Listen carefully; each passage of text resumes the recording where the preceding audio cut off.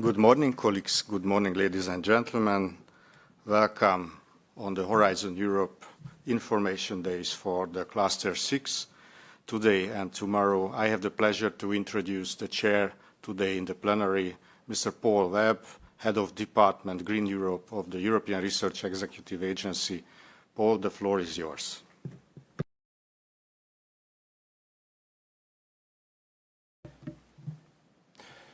So, good morning, everybody, and welcome to this Information Day. Thank you very much for attending, coming along today.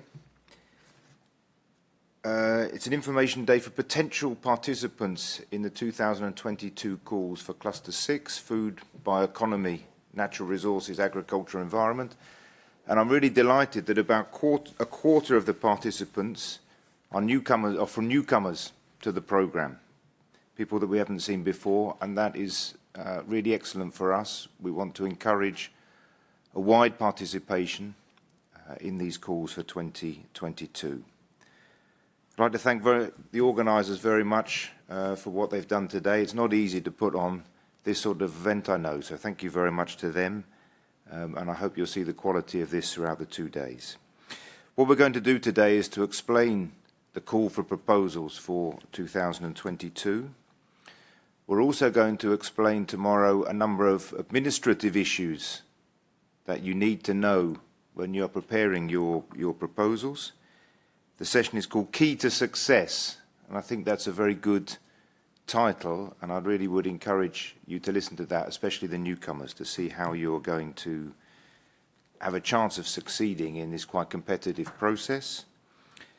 There is also on Wednesday a brokerage event organised with the national contact points, I think, which will help you if you're looking for partners, if you're looking to try to join into a consortium or to put together a consortium. That will really help you to do that. So we want to fund excellent research. We're looking for great proposals, and we hope to have excellent proposals that we can fund. That really is our intention. To finally make peace with nature. This is what we're aiming for in this cluster. We want to help you to prepare these proposals, to prepare the best possible proposals. And that's the aim of these 2 days. I really hope that this will help you. I represent, Department B, so Green Europe of the Research Executive Agency. In our executive agency, we implement the programme. We implement the grants, we sign the contracts, we accompany the projects throughout their project life cycle to try to help you to keep things on track, to make the payments to you is of course very important.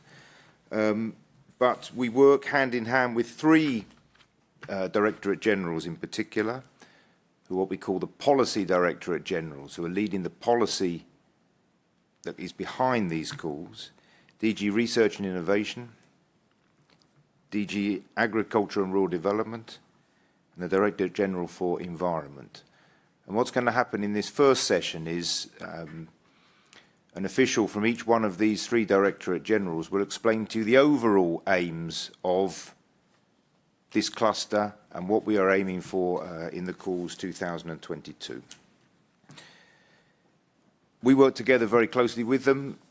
We have, from the Research Executive Agency, we do talk to them very closely about what's going on in the programme. They talk to us, we had a lot of discussions about what's going on in the policy, but they are sort of in the leading of the policy. So we're going to start with Bernd Bivet from DG Research Innovation, who's going to tell us about their view of what is going on, what they want to see in the 22 calls. Bernd, if you're there, I'll hand over to you. You have a maximum of 20 minutes, please.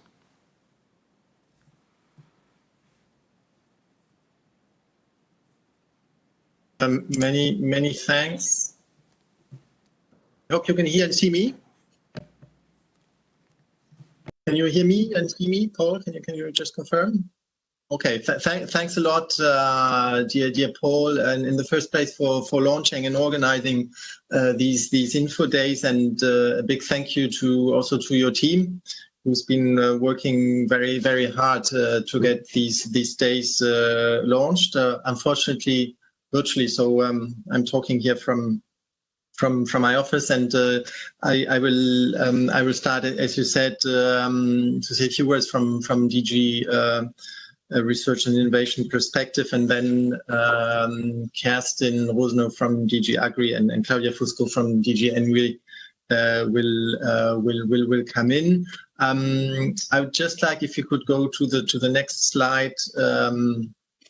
Remind participants that we will have a Q&A session at the end. So if in the next slide you will see, just as a reminder, thank you, that please put your questions via Slido with the instructions you find here on the screen. And then those questions which appear to be the most appealing and the most interesting one will be chosen by the Slido moderator, and we'll try to answer to the best possible way your questions. So if you could go to the next slide, please. My intervention here is, I would say, kind of a warm up, particularly for those who have already been following the previous info session, to describe to you just a couple of basics of the New Horizon Europe program with respect to cluster 6. And as you know, the specific Horizon Europe program is our legal basis, but the innovation, or one of the innovations of Horizon Europe as compared to Horizon 2020, is that we have introduced also so-called midterm planning documents, strategic plans. We have already adopted the strategic plan for 21 to 24, which then will be followed for the remaining 3 years of the framework program. And these strategic plans are quite important because they aim at highlighting our priorities from the R&I perspective in 4 years, and which then should be reflected in the work program. So they are really the basis for the elaboration of our work programs. So the first, which is 21 and now 2022, we have launched now the work on the work programs 23, 24, and which then will embody the calls, topics, and then finally the projects you hopefully will be involved in. If you could go to the next slide, please. Here I just wanted to recall a little bit what we call our intervention logic, so that you see the structure of our current work program. As I mentioned, we have the legal base, the Horizon Europe specific program. You know, it's split into different pillars and then intervention areas. Cluster 6 is in pillar 2. We have in total six clusters. Then when we go one level further down, the strategic plan, which I already mentioned, which is looking at the EU policy priorities and how this can be linked then to our R&I priorities by formulating 4 key strategic orientations with expected impacts. I'm going to say a little bit more about the key strategic orientations in a while. And then this is translated in our work programs with the destinations.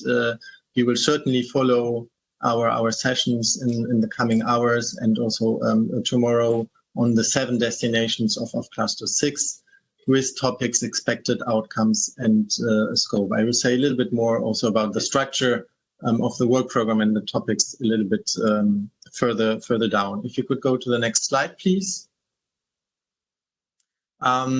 Just, and in particular for those who haven't yet attended our info days, in terms of terminology, where I wanted in particular to highlight to you when we are talking about the expected impacts, we relay this to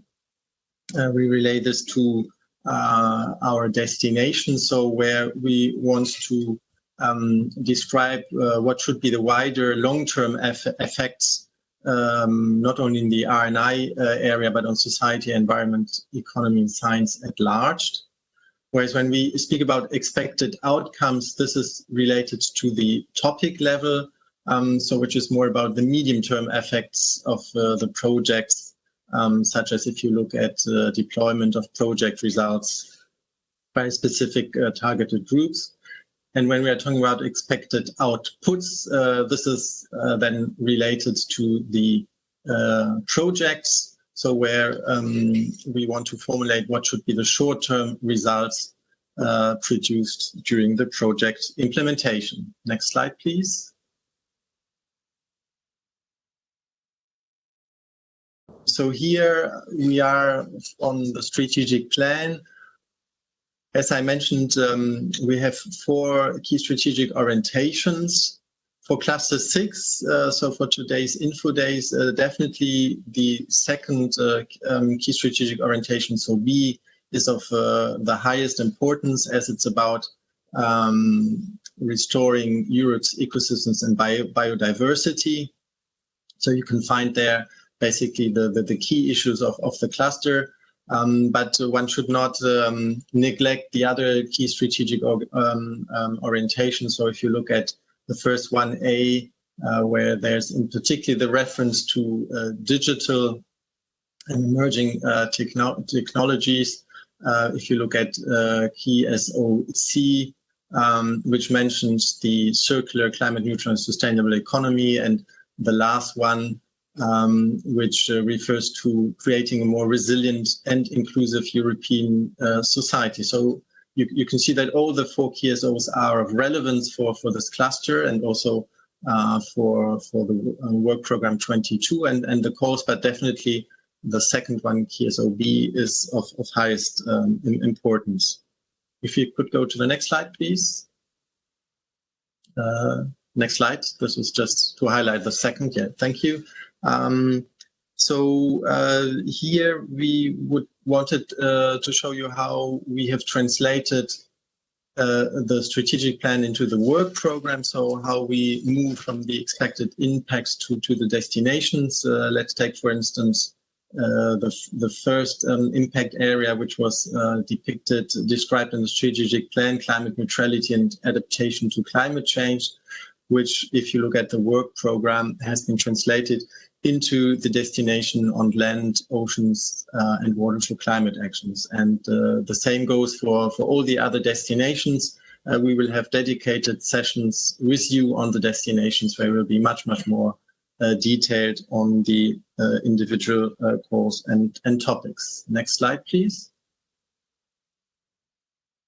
In this slide, we wanted to remind that when we are looking at the overall policy context, as you know, the European Commission and the European Union have defined the European Green Deal as one of the key policy priorities for the coming years and decades, with the overall aim to decarbonize Europe by 2050.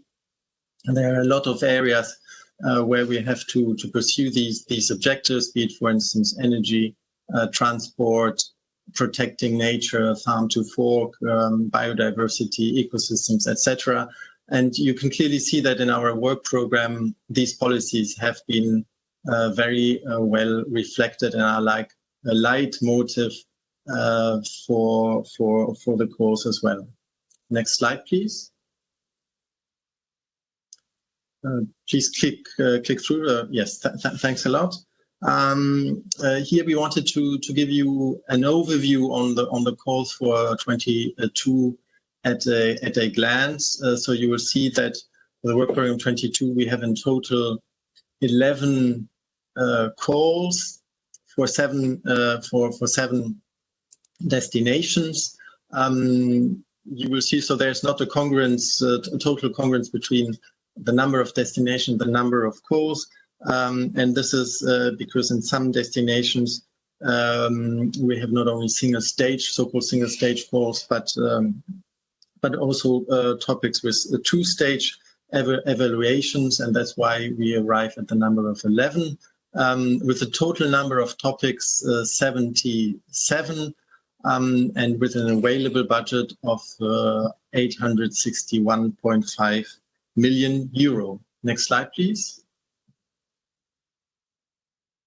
Thank you. Here you can see the concrete calls as per destination with the opening date. So everywhere 28th of October, which will be very soon in this week, and the deadline for all calls 15th of February. In those calls where we have a two-stage evaluation, obviously there's also a deadline for the second stage, which is either 1st of September or 6th of September. Having said this, I'd just like to remind you and invite you that if you are interested in one of the calls, please regularly check our funding and tender portal, since there might be situations where the call deadlines will have to be slightly modified at a later stage. So to be on the safe side, please regularly check our portal on this. Next slide, please. Here we wanted to show you the structure or the type of actions of our calls. We have basically the three types. Definitely the research and innovation actions take most of the space, 42 years in total. When it comes to the innovation actions, we have 21 for the 22 calls, and then we have also the coordination and support actions in total 13. You will find also one topic for a co-funded partnership, which is here in the area of climate neutral, sustainable and productive blue economy. Next slide, please.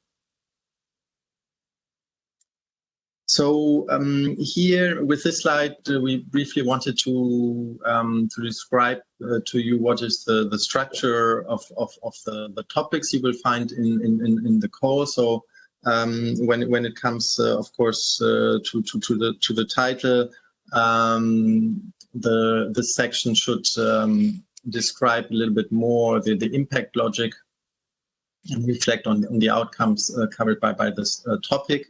In the section on expected outcomes, this is in particular a brief description of the overall policy context, which I've been describing to you in a very general manner, and as well as the intervention logic related to the topic, and then the list of the expected outcomes of the topic. Remember when I was referring to the terminology. So here it is about the expected outcomes with respect to the topic. And then in the section on scope, this describes then the area of R&I that should be tackled if the expected outcomes are to be successfully addressed. So this is the structure you will find for all the topics in this call.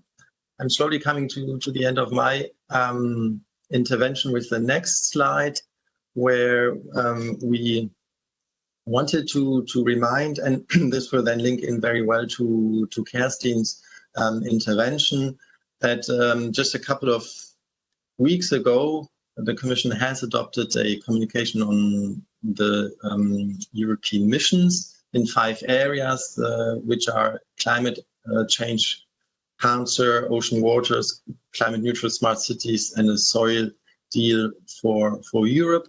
And in my next and last slide, you will see that if we look at the mission areas, 2 of the 5 missions have a clear center of gravity in our cluster, in cluster 6, namely oceans and waters, and then on soil. So there's a very, very strong link to these with the center of gravity, but obviously also the mission on climate adaptation has a relevance, even if the center of gravity is here more on cluster 6. So that's all I want to say from my side by way of a more general introduction. And I'm happy now to pass the floor to Kerstin, please. Thanks a lot, Bernd, for handing over to me as a representative of one of the policy DGs that are concerned by this cluster. So from Bernd's brilliant setting of the frame of what we're going to look at for the next couple of years, but also in 22 in particular, we will dive with what I'm going to tell you a bit more into the content. And I think what could be interesting is that what you hear from me today and also from Claudia is not only guiding for the 22 work program, but also for the work programs to come ahead, because the issues that we deal with and also the strategies or the plans that we have to implement need research and innovation as key enablers to achieve progress. And this is also interesting because you will all already get a roadmap of what we're going to do in future work programs, as much as you get information a bit more on content, what we will be dealing with in the work program 22 for which we're here today. So the next slide, please. So Bernd has kindly already introduced the missions that are important for Cluster 6. And even if the work programs are specific for the missions as such, they have a clear link to what we do here, and we have done a lot on soils already under Horizon 2020. So, I mean, if we would not have tackled that now, we would never be able to achieve or get the results that we need to achieve progress with regards to the implementation of the big strategies. And this is also good for future projects to develop or for topics to be addressed that I mean, we look at what we already have and what we have to develop for the future. So a short word on the mission on soil health. So why a mission on soil health? So soil is key for all things, basically, in life. It's the basis for nutritious and safe food. So soils deliver also vital interconnected ecosystem functions. So from water to biodiversity to nutrient recycling and super important climate mitigation and adaptation ecosystems function. So this goes also further in carrying landscapes and cultural services. And soil science has been for years and years more or less a niche, let's say, area so to invest. But I think with the recent developments, with what we have on the Green Deal and all the different strategies, soil is coming more and more at the center of the attention. And therefore, we also need the research and the innovation that actually accompanies these policy developments. So you will see that a number of the Green Deal targets on climate, biodiversity, zero pollution, sustainable food systems really depend on healthy soils as the very basis, literally. And soil is a scarce, non-renewable resource. So it takes hundreds of years to generate 1 centimeter of topsoil, but only a couple of years or less to destroy it. We have not done enough in recent years to make sure that we protect, or important in terms of organics or getting to more agricultural land under organic production. It's known not only organic food production as such, but also the way to it, and agroecology plays a very important role in this. Then we have in Destination 1, biodiversity and ecosystem services. We have a topic on intercropping, understanding and using the benefits of complexity in farming and value chains.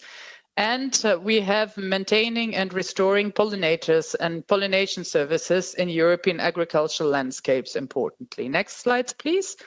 So we don't stop there, like I've said. So we have topics across all destinations. So on Destination 4, clean environment and zero pollution, we have a topic together with China, because also it's not only what we do at EU level, but also international cooperation in these aspects is quite important. So we have a EU-China cooperation project or topic on nature-based solutions for nutrient management in agriculture. And then under destination 6, we have assessing and improving labor conditions and health and safety at work in farming. And last but not least, also very important, everything that helps and supports in terms of governance and general solutions such as digital ones, for instance, in the Green Deal. We have the mobilization of society to transform food systems for co-benefits and the innovative tools and methods to evaluate the design and support, monitoring and implementation of the effective CAP strategic plans. So this is also support and the link directly into policy. So what we're going to do in the area plans. So the colleagues this afternoon and also tomorrow will explain a bit more in detail what all of this is about. So all the questions that you will have on the specific content of the topics, you will have ample opportunities to ask the colleagues that have actually been in charge of drafting these topics. So the next slide, please. So now from farm to fork, we go to the next strategy, so the organic action plan. So that's, I've already told you, is also under the responsibility of my DG. So this organic action plan was launched very recently, and you will see that research and innovation has an important role there. So in March, actually, we have launched this action plan actually as a response to help us achieve the farm to fork target of 25% of agricultural land under organic farming by 2030. So organic production is meant to come with a number of important benefits. So when we think about more biodiversity, if we think about animal welfare, if we think, for instance, also about consumer information through the organic logo, but there is still a clear need to further enhance the knowledge so that organic farming can become even more sustainable and also more productive. So organic farming is very knowledge intensive, and the Organic Action Plan recognizes that research will be key for the achievement of this. And to support the ambitions of this action plan, the Commission intends to dedicate at least 30% of the budget for research and innovation actions in the field of agriculture, forestry and rural areas to topics specific to or relevant for the organic sector. And I think this is what I mentioned in the beginning of my presentation, that this is like in this work program for 22, you'll see a number of actions already, but there's more to come in the future. So the next slide, please, on a bit more what we do in terms of content. So covering research and innovation on organic farming, we have topics mainly in 3 destinations. In destination 2, we have a specific topic targeting organic, innovative solutions to prevent adulteration of food-bearing quality labels. So focus on organic farming and geographical indications in relation to organic. And in the other destinations, our research will continue to create knowledge on intercropping, understanding and using the benefits of complexity in farming and value chains. Then also the pollinator topic is very relevant here. And then emerging and future risks to plant health and agroforestry to meet climate, biodiversity and farming sustainable goals in agriculture. So this is important with regards to what we're going to do this year in terms of organic. Then the not last strategy, but the foremost last strategy is the forestry strategy, which has also just come out. So it has also a lot of importance for what we do in this cluster. So the strategy only came out in July. And it's one of the flagship initiatives of the European Green Deal. And it also builds on the EU Biodiversity Strategy, which Claudia is going to tell you more about. And overall, this strategy is designed to protect and restore EU forests in their vital role in tackling climate change and also biodiversity loss. It really recognizes the central and multifunctional role of forests and the contribution of foresters and the entire forest-based value chains for achieving a sustainable and climate neutral economy by 2050. So this is key also with regards of the targets where we want to achieve progress. And we have some relevant topics for the forestry and the forestry-based sector. So we have reinforced with regards also to Horizon 2020 very much the action that we have there. So yeah, thanks. So the slides that mention which topics we have here. So we have several topics that have a direct aim at protecting and restoring EU forests in their vital role in tackling climate change and biodiversity loss. For instance, monitoring and effective measures for agrobiodiversity, production and protection and sustainable management of forest genetic resources of high interest for biodiversity, climate change adaptation, and forest reproductive materials. This is also key. So what kind of genetics are necessary to adapting to the changing climate conditions? Then we have something on strengthening the European-based forest-based research and innovation ecosystem. And also the digital revolution in the forest-based sector. So how can we use that better? What do we still need? What knowledge gaps are there?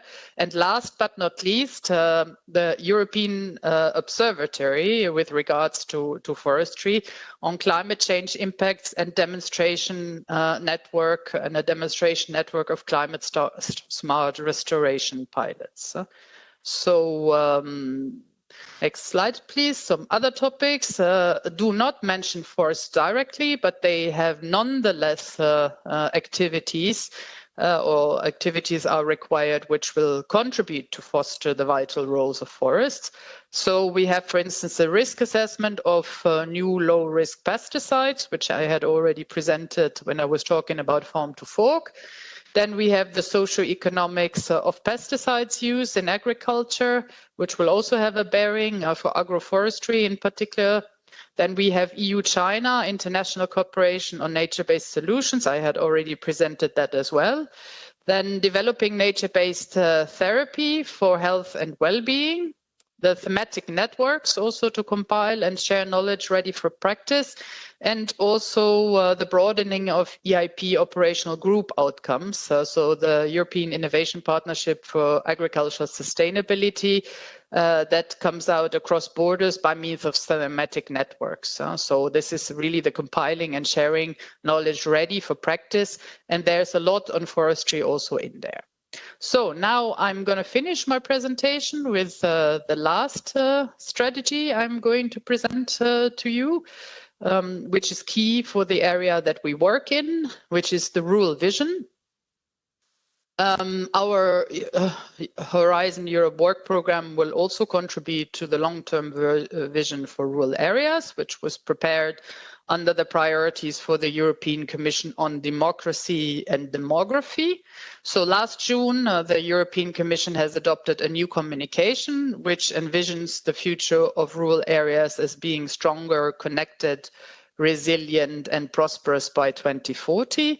This is important for the Green Deal and Cluster 6 because rural areas and communities have a key role to play in the sustainability transitions. So, I mean, it's good to take care of all the key areas of agriculture, but we shouldn't forget about the rural surroundings in which all of this takes place. So this is key. And it's also clear that with the COVID crisis, it has maybe put a new emphasis on how rural areas could have a stronger, let's say, role in all of this process. And we can already see that there's a stronger pull of rural areas as a result of this. So rural areas cover around 80% of the EU territory. That's enormous, and they're home to 30% of its people. So they are really central to the management of natural resources. So that's key. And they must, in order to contribute to the transitions, they must also be able to benefit from them. So what do we have in store for the rural areas in the work program 22? So on the slide, you'll see that on the next one.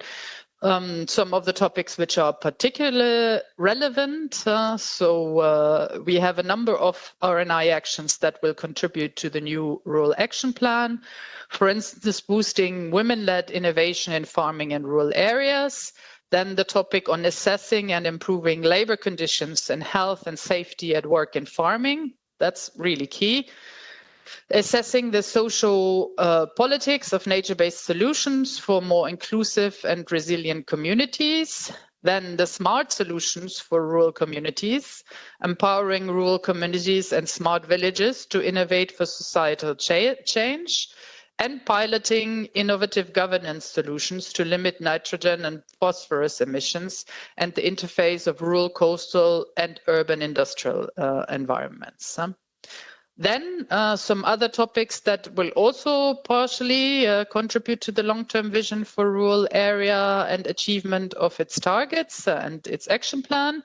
So the monitoring and efficient use for agrobiodiversity, integrated and sustainable freshwater bioeconomy, combining aquaculture, biodiversity preservation and biotechnology and other uses.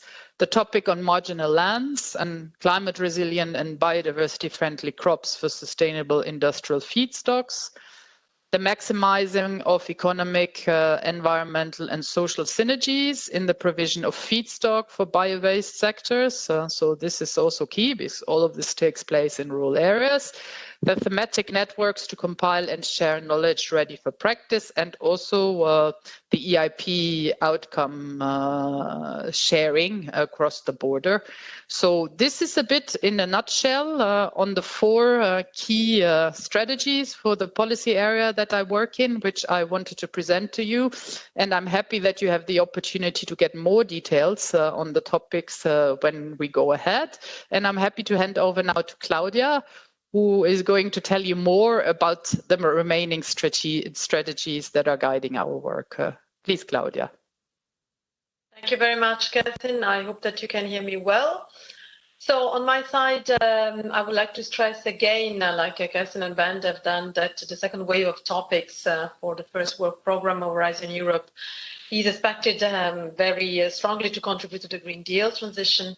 And then what you have already heard from speakers, that the multiple opportunities which are open in this area.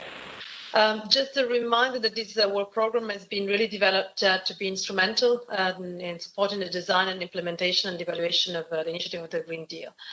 On my side, I would like to focus in particular on the work program for the calls, which will be launched, as Ben mentioned, on the 28th of October, so at the end of this week, and in particular on the three strategies which are under, more or less, the responsibility of DG Environment: Biodiversity Strategy for 2030, Zero Pollution Action Plan, which was adopted in May this year, Circular Economy Action Plan, which was adopted in March last year. Next slide, please. So we start with the Biodiversity Strategy to 2030. This is, as also mentioned before, an overarching component of the Green Deal, and in particular very relevant for Cluster 6. Of course, there are many commitments that are listed there, and one of the most important is turn at least 30% of EU's land and 30% of seas into effectively managed and coherent protected areas. And there are also restored degraded systems, reduce the use and risk of pesticides by at least 50%, plant over 3 billion biodiversity-rich trees, manage 25% of agricultural land under organic farming, promoting the uptake of agricultural practices, establish biodiversity-rich landscape, and others. I don't want to list them. Among Cluster 6 goals, then the Biodiversity Partnerships, which is the European Partnership Rescuing Biodiversity to Safeguard Life on Earth, was published in June, was evaluated during the summer.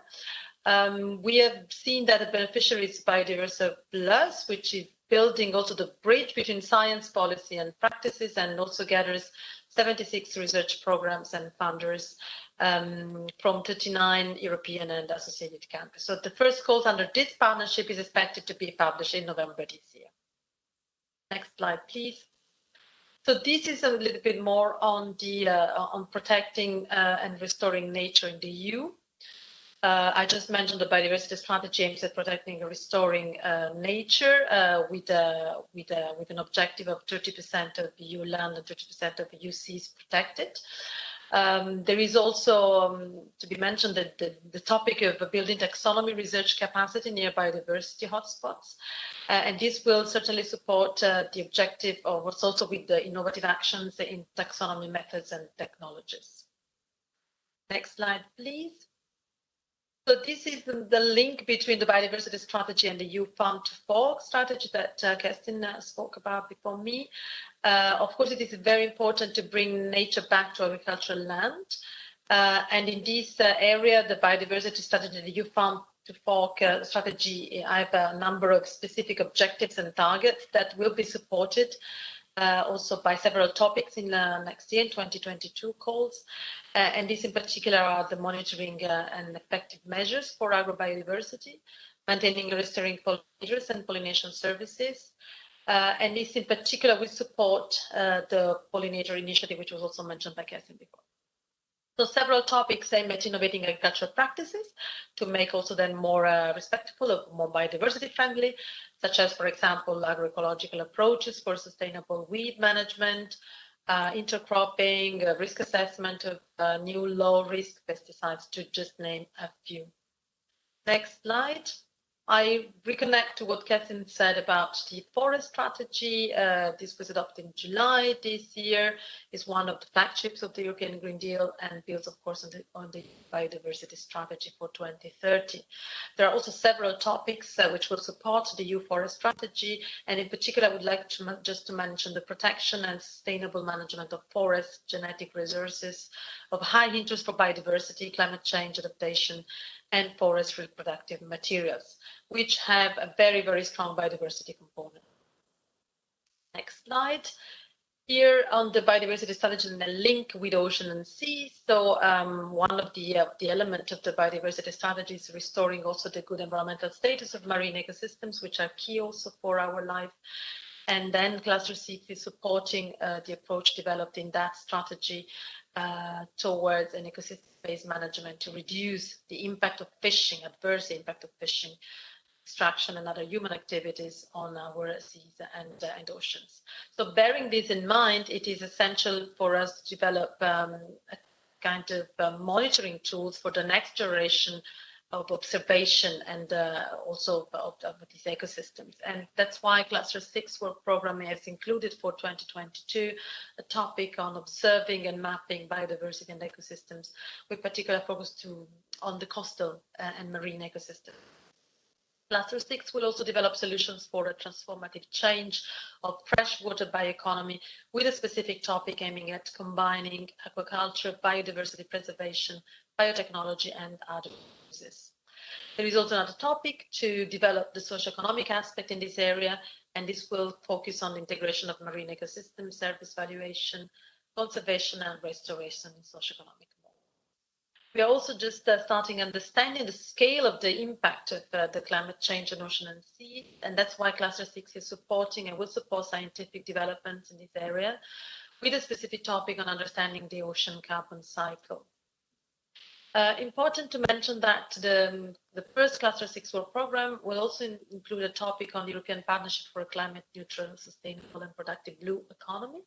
This is a co-funded partnership which aims at contributing to the sustainability and resilience of the blue economy, strengthening the ocean governance and supporting also new innovative governance models. This links also to the strengthening of the international science policy interface in marine and related domains, such as, for example, the Global Earth Observation System. Then next slide, a few words on the ocean mission. This was launched together with other missions on the 29th of September. The objective of this mission is restore the health of our ocean and waters by 2030. Therefore, it is designed also to deliver on measurable targets for protecting ecosystem and biodiversity, also for the zero pollution and for decarbonization and greenhouse gas emission reduction. So it is important also that the ocean and the seas and the waters, they play their role in this framework. This means protecting and restore marine and freshwater biodiversity and ecosystem, reduce pollution, make also the blue economy a carbon neutral economy.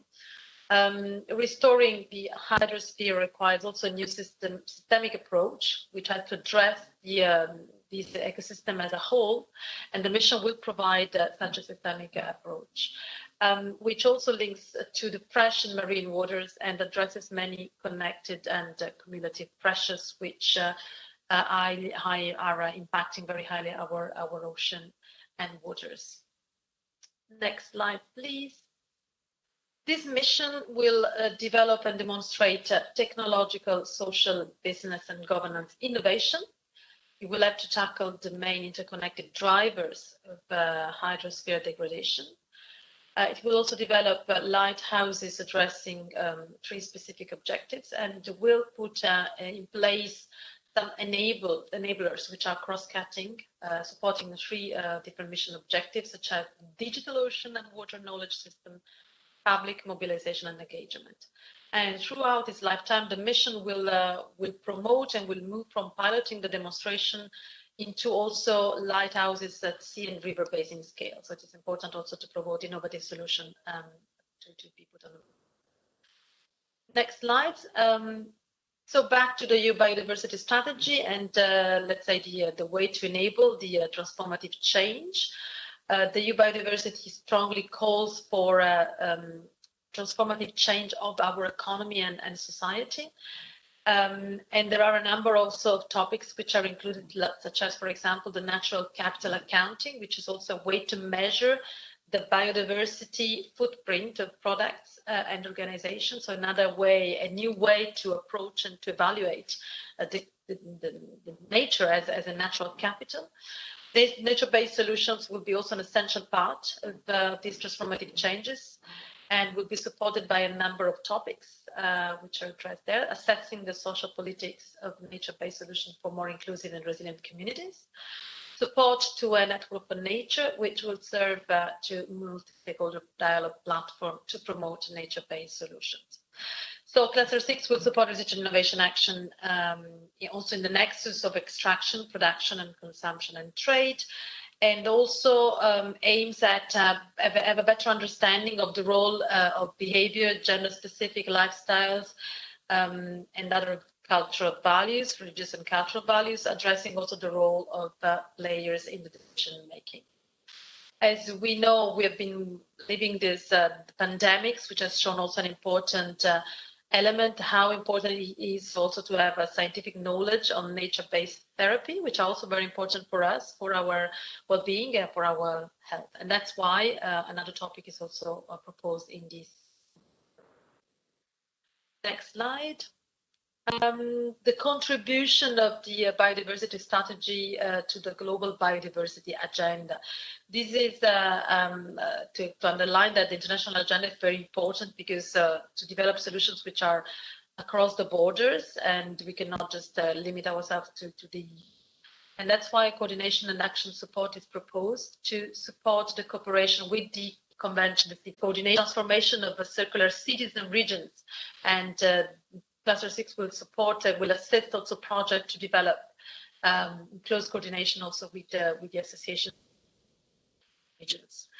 There are also other coordination and support actions, such as on the benefits of the transition towards circular bio-based system for linear fossil-based, which will support also policymakers in their effort to develop sustainable pathways to replace fossil and carbon systems with circular bio-based.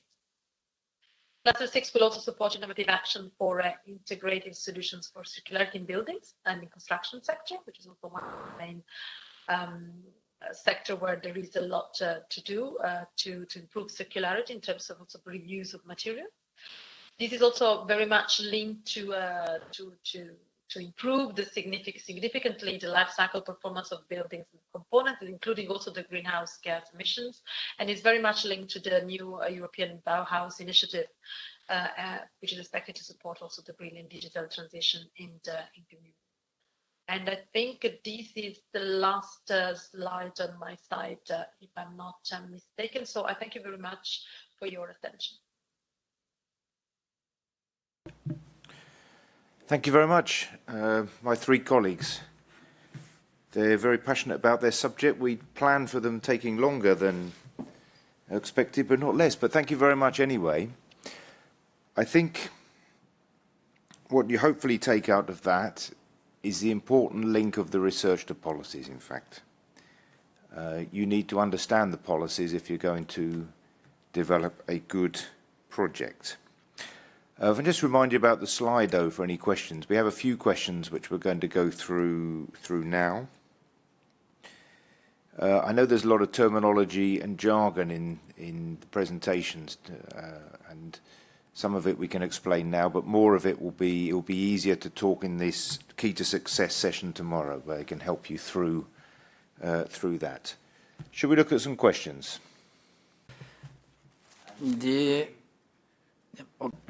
You can see that the very most popular question: did we hear that some call deadlines may have to be moved? Can we elaborate on that? So it was Bernd who talked about that. I don't think any deadlines will be moved forward, but maybe there's a possibility that some could be moved backwards. Bernd, do you have any comment on that? Thanks, Paul, and then thanks to participants for this question. I understand that's of course extremely important for your preparations. And apologies if I might have triggered some uncertainties or concerns. The point I wanted to make is that for the time being, we have fixed call deadlines, as you saw on the slide. But there might be, and this is purely hypothetically at this stage, so we are not considering any modification at this point of time, but there might be cases where we have to move it not forward, but rather to postpone it. And therefore, our recommendation, which is a standard recommendation we do at any kind of info days, please consult regularly our tender and funding portal, so that you are on the safe side on the deadlines. But at this stage, we have no intention whatsoever to move the deadlines. Okay, thanks very much. That's clear. So basically, it's February the 15th, 2022, but keep an eye on those things. Okay, thank you, Paul. Yes, we have indeed a number of questions for the speakers of this morning. My name is Javier Peinado, and I will provide this question. We'll read these questions. This is a question for Bernd, again, for the missions that you mentioned in your presentation. Are there separate work programs? Thanks a lot. I can start with an answer, and Cass and Claudia, of course, if you want to complement me, and since you're working more concretely on the individual missions. But the answer is yes, there are separate work programs. I mentioned the communication which was just adopted. There was now the launch of the missions with implementing plans which need to be translated in work programs to be adopted very, very soon. Yeah, maybe to complement to what Bernd has said, so as the Secretariat for the Soil Health Mission, we're preparing this work program, and indeed, so it's a separate work program, but with a lot of links, obviously, as I said also in my presentation, to the activities that we have in the cluster as such, which a lot of them which are in the work program here that link. For instance, in order linking also to the next question, but that to prepare, for instance, the international cooperation in terms of soil. We already had a call for the International Soil Consortium in the last work program on 21. So there is a separate work program that will implement the core mission issues as such. For instance, all the part on the development of the living labs.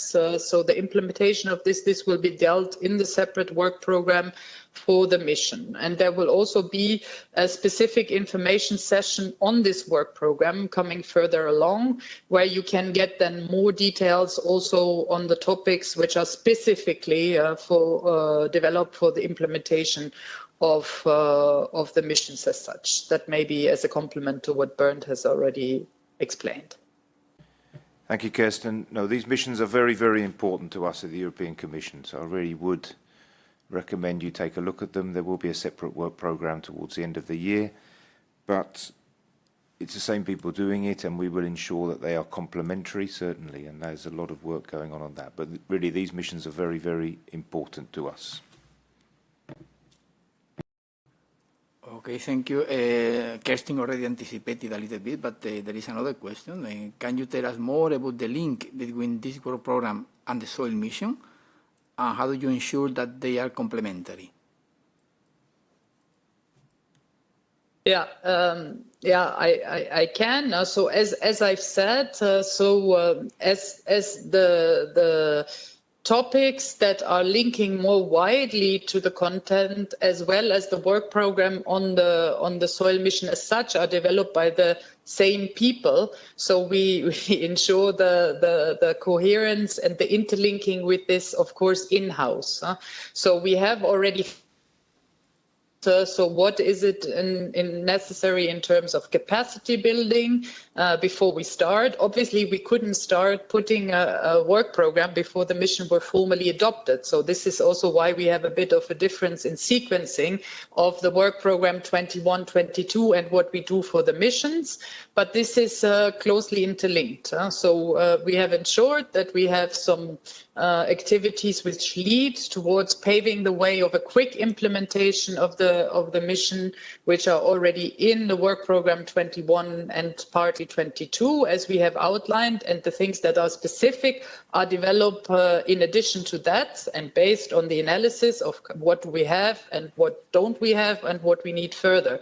For instance, you will see not too much on climate and soil specifically, because we have already started the European joint programming on soils and climate, in particular carbon storage under Horizon 2020.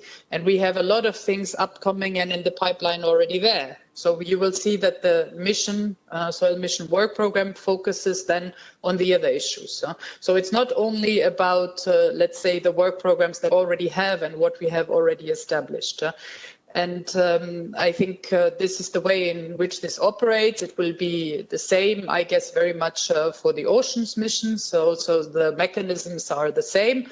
And the coherence we just ensure, because we do the same people that do the programming for the content area on the work programs also do the content work programming for the mission in very many cases, or in direct contact with the secretariats dealing with the missions.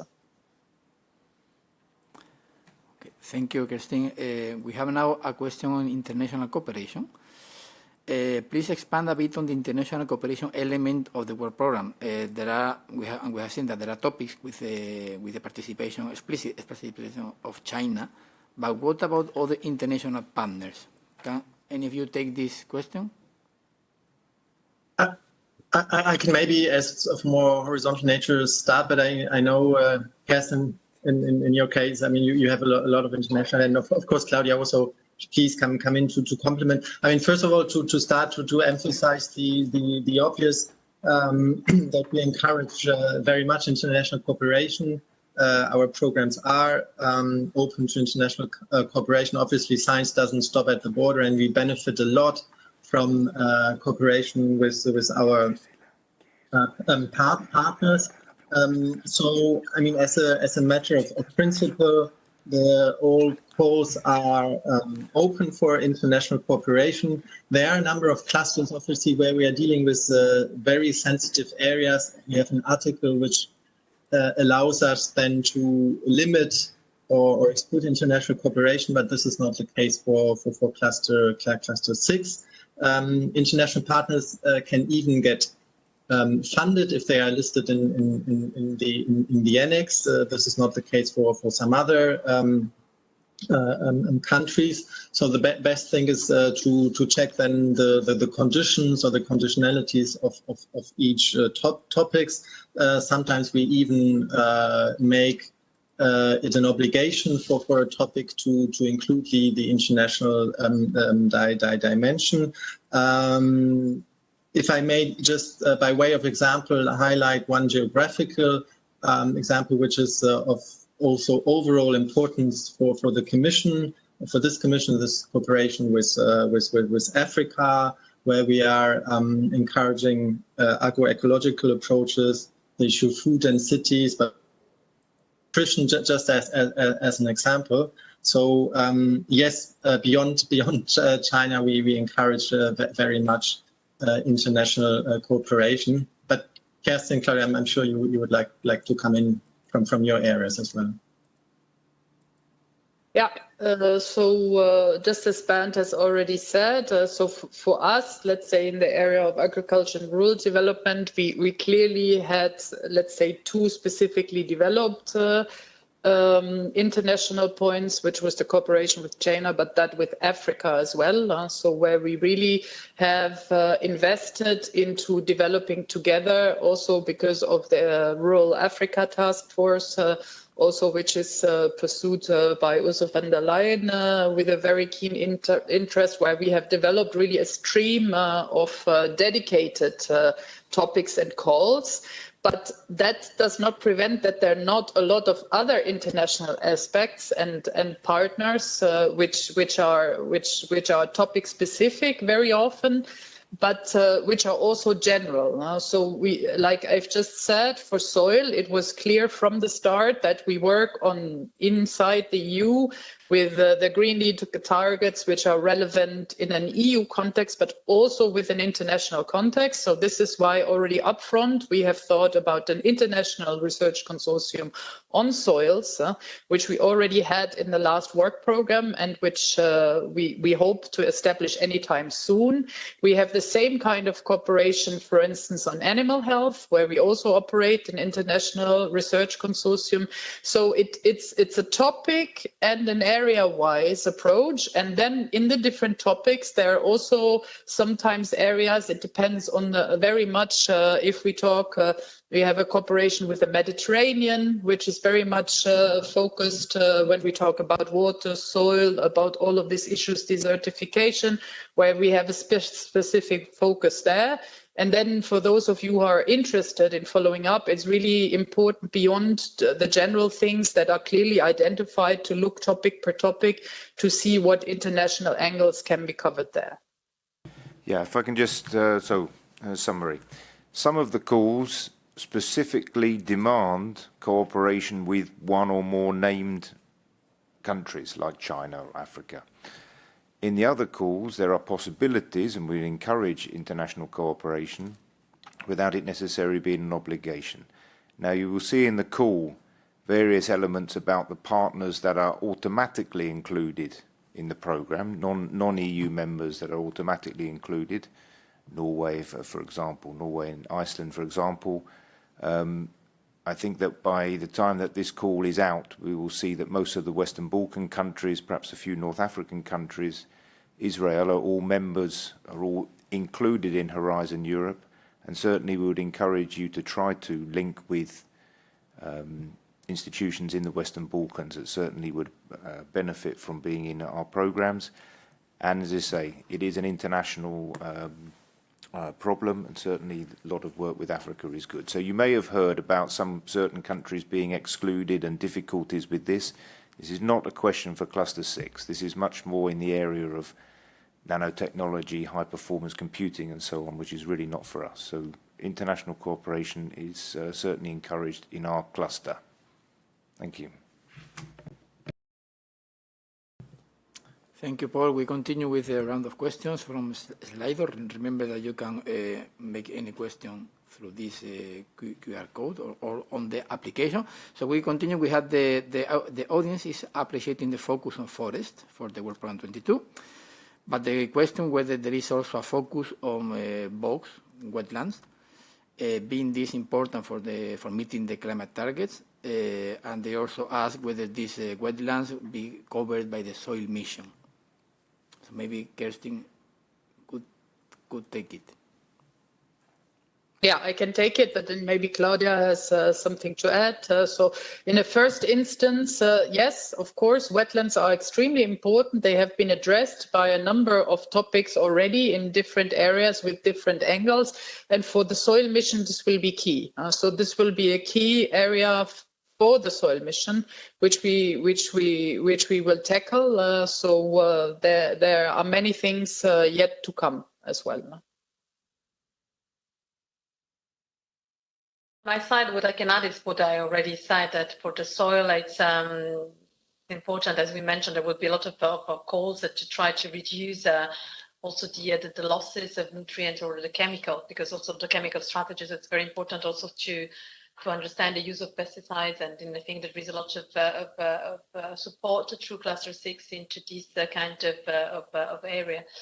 On soil. And then if I may anticipate, I don't know, well, the next question, because I see a reference to air quality. Maybe I gave the wrong impression, because air quality is, of course, also in the center of support in terms of research, because it's under the Zero Pollution Action Plan. So the focus on air quality is very strong. And also Cluster 6 call will contribute to improve our quality and to reduce also the premature death I mentioned by 55%. So certainly there will be a focus also on air quality, because the Commission will also continue to work on and come up with strategies to address air quality, also to reduce the death by 55%. So certainly air quality is very important. It's very much also linked to climate change, but it's also very important focus of Cluster 6. Thank you. The following question was about the tackling air quality, which has been already answered by Claudia. If any of the other two speakers would like to add anything, you are more than welcome. But otherwise, we go to the next question. So how do you link research to the overall policies? This could be possibly a general question that could be taken by Bernd.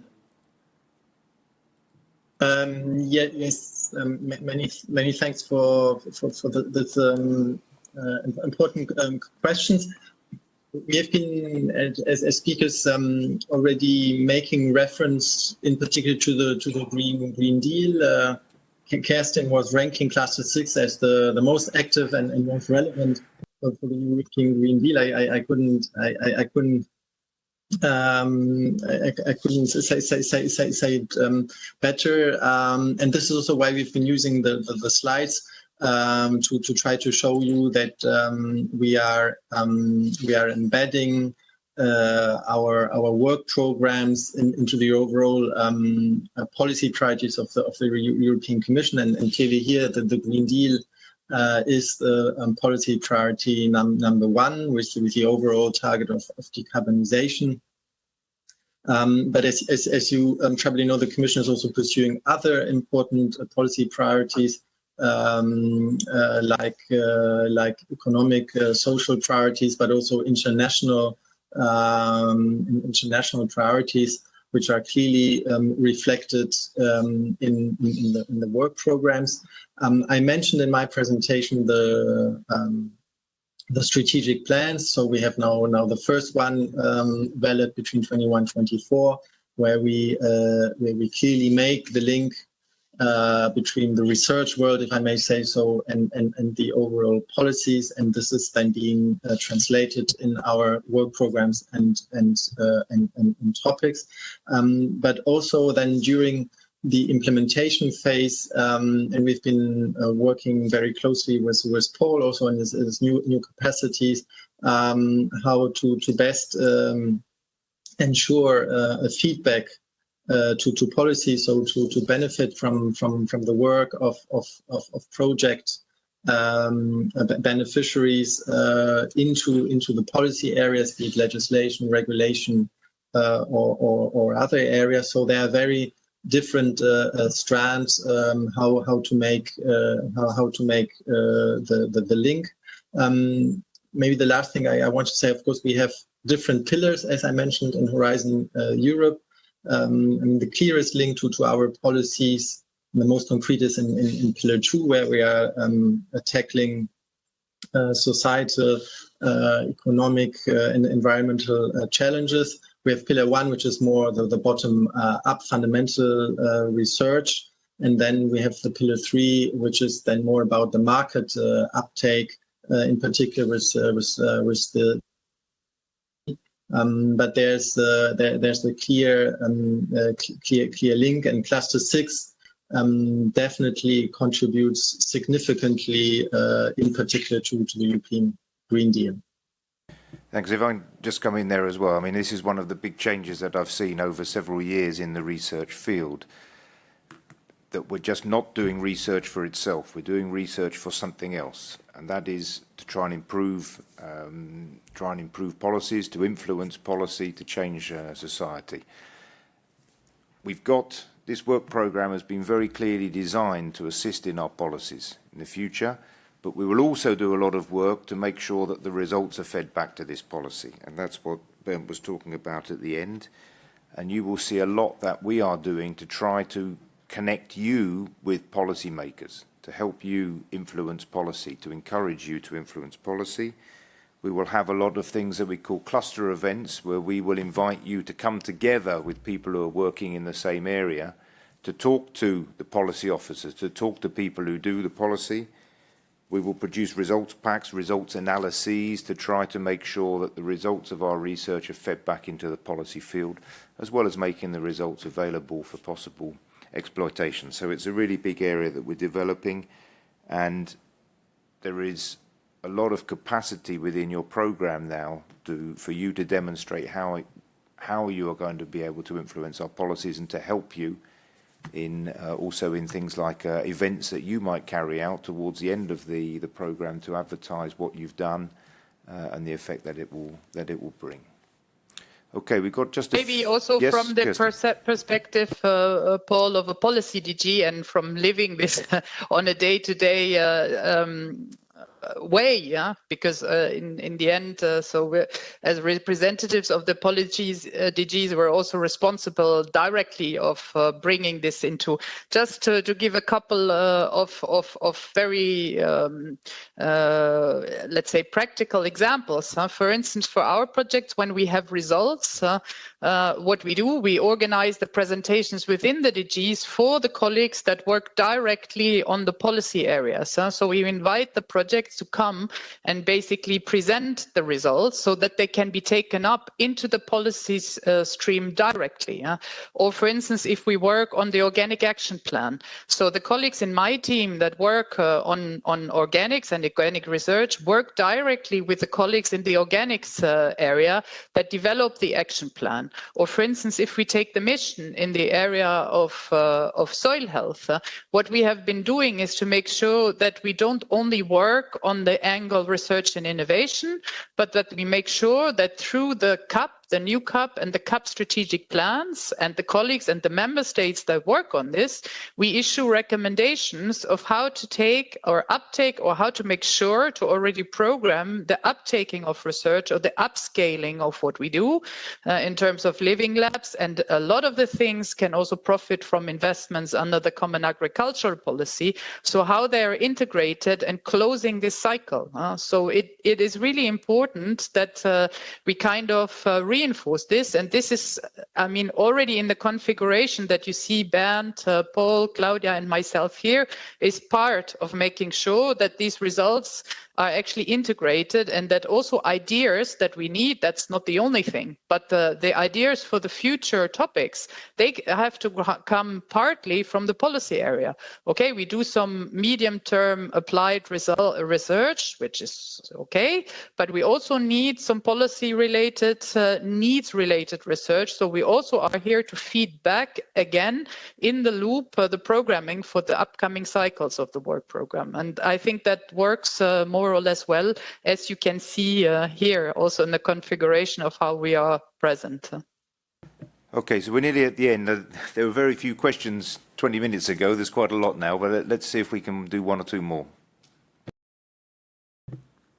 Yes, we have here a question on marine plastics and litter and the circular economy. Applicants wonder why they have been taken out from the program, being a critical issue. Maybe if Claudia could say a few words about this. Like pilot action for the removal of them. Well, to be honest with you, I'm not sure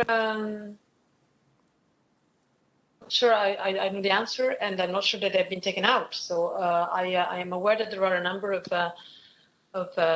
support actions for plastics and litters, as I mentioned in my presentation. So unless there is something more specific, maybe I wonder whether I can reply in writing or maybe some dedicated session, because I'm not aware of this. So. Okay, thank you, Claudia. So we can go. This has been already answered. So what are the baselines for the reduction targets on the farm to fork strategy?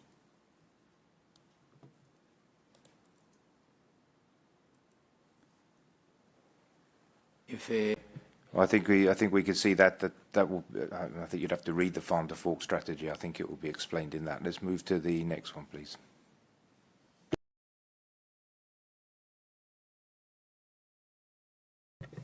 We have heard about pesticides. Would there be projects on risk assessment on marine toxins from algal or bacterial origin? I think on this, we don't have such a project, if I'm not mistaken, in the work program, but we are quite neutral. I mean, we are also, I've seen some discussions around algae or this kind of issues, so maybe in the future. But for the timing, I think that there is nothing in the work program, if not mistaken. Okay. I know there are other questions there. I'm sorry about that. Let's. I think we'll leave it there for timekeeping purposes. So we finished this opening session. Thank you very much for attending it. As I say, just to underline that it's not just about the research. We need to think beyond the research as you're preparing your projects to how we're influencing, how we're having impact, how we're influencing policy, how you're going to move to the next stage along the research innovation cycle. I hope that's been helpful for you. Now, we're going to have a 30-minute break now. I say just check it with the colleagues. And when you come back at 11 o'clock, we will, or different colleagues from the policy DGs will be explaining individual calls that I hope will help you to decide which ones are appropriate for you, which ones you can apply for. The Slido will continue in the particular destinations there, so please feel free to ask your questions. Anything else I've forgotten, colleagues? No, it is complete. I think this is the moment to thank for the intervention and presentation to our colleagues and to you, Paul, for chairing this session. Thank you for the attention. Don't go away, just make a break. 11 o'clock, we go ahead with two simultaneous sessions. One is aiming at Destination 1 about biodiversity and ecosystems, and parallel with this, we will run a session devoted to Destination 4 on clean environment and zero pollution. And importantly, Slido remains open, and my colleagues will channel all remaining questions to the thematic sessions. So stay tuned. Thank you for the attention, and thank you for the great work for the colleagues. Thank you. See you soon back. Thank you.